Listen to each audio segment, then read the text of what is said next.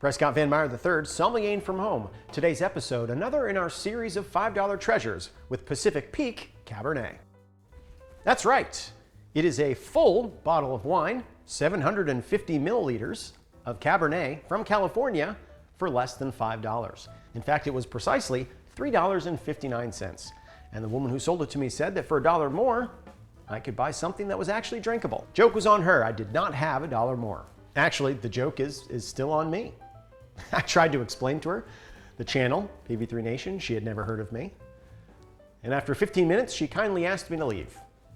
So I took my full bottle of $3.59 wine out the door. Not a lot of things going on with this bottle. There's no horsepout grip.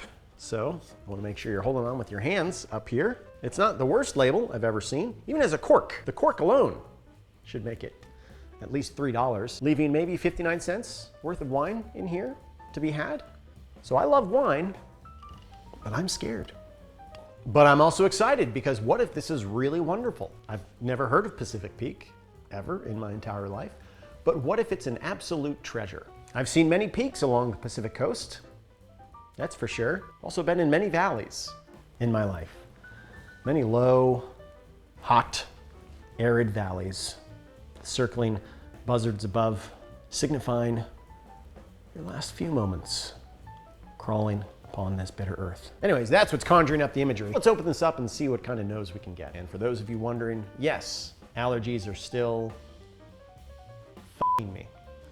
But let's open it up and get to it. $5 treasure. Normally I'd just be twisting something off, but we're actually gonna use a bottle opener. So.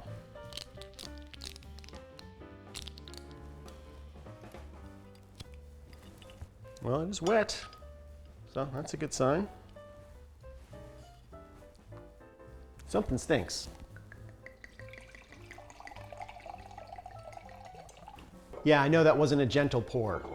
Not really worried about bruising it. Well, it has the color of wine. At this point, if I were sitting down at an establishment and they had served this to me, I would send it back. But again, this is part of $5 treasures, not fine dining. Let's give it a smell.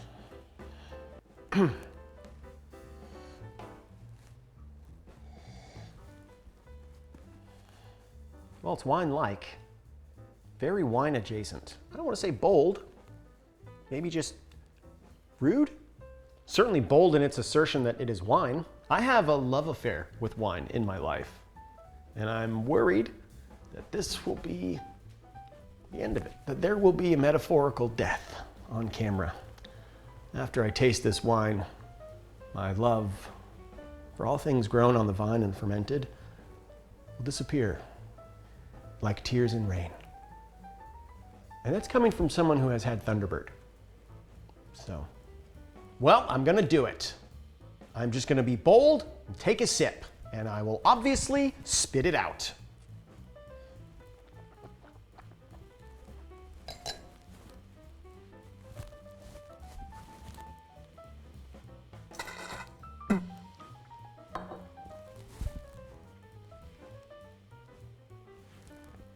It's very sour and very bitter. I don't know how they kept all the sour and all the bitter and none of the fruits, but they did it.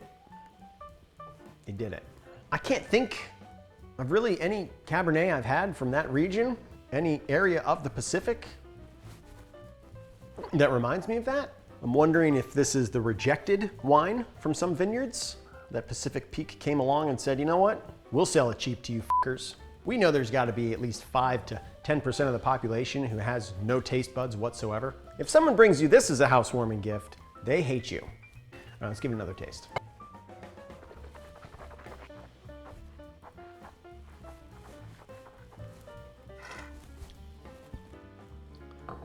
So the second time through, that bitterness really changes into something very metallic, like licking stainless steel appliances after they've been cleaned with that stainless steel cleaner and not wiped down very well.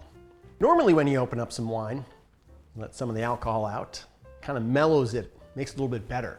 And this has turned into something worse. Pacific Peak, more like Mordor's Peak. There are magnificent grapes grown across the California hillsides, and there are grapes that are just really really bad grapes. But they're still grapes.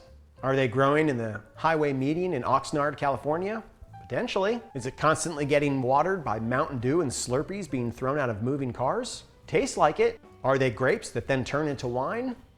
Technically, yes. Yes. Pacific Peak. I always thought Nana would drink anything with alcohol in it, but I'm not sure even she could stomach this. I'm sure it would be a challenge she would relish in taking, were she still with us. We love you, Nana. Who else would be drinking this? Well, the extra on a movie set, who is drinking the prop wine when he's supposed to be pretending to sip. Because this was cheaper than Welch's grape juice. So the production said, let's save some money for our Coke budget and just buy Pacific Peak. It was a Michael Bay film. Michael Bay film sets have a lot of cocaine.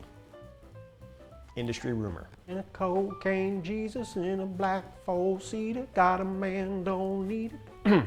Would this pair well with cocaine? I don't know. I can't imagine what stage of life you'd be in if you chased that big old line of Coke with Pacific Peak. But boy, it makes me sad. I hope things work out for you. You know what also makes me sad? For the first time in the history of $5 Treasure, I'm gonna have to give Pacific Peak a thumbs down. If you find it yourself in the stores, well, have at it, folks. But it does not have my seal of approval. If it was $1.59, boy, what a deal. 13% alcohol, that'll do ya. $3.59? Well, I mean, there's so many other options. Robitussin, you know. Don't sleep on the bouquet of Robitussin, you know. When compared to this anyways.